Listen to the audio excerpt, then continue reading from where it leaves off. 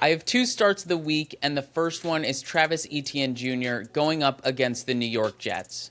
The first thing to note on Etienne is his uptick in touches recently.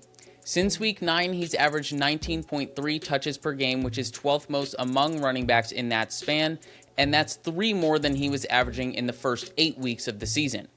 Since that uptick in touches in week 9, Etienne has posted at least 15 fantasy points in 5 of those last 6 games. The catalyst to this fantasy production has been his goal line opportunities. Etienne has 5 rushing touchdowns and 10 goal line rushing attempts since week 9.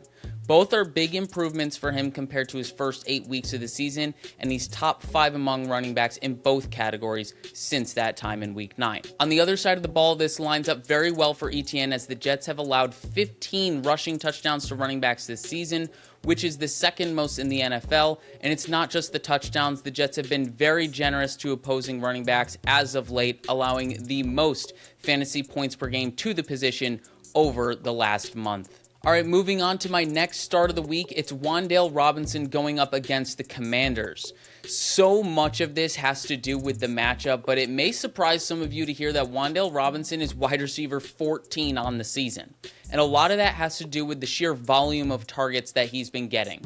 Since week 7, his 9.9 targets per game is 4th most among wide receivers. And on top of the targets, most of Robinson's work comes from the slot.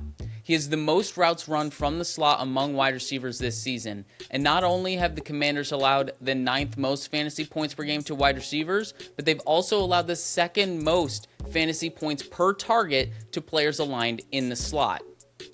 The last layer to this is play action, and Jackson Dart has used play action at the 10th highest rate this season. The rub here is that Wan'Dale Robinson has the 8th highest target share on play action passes among wide receivers this season.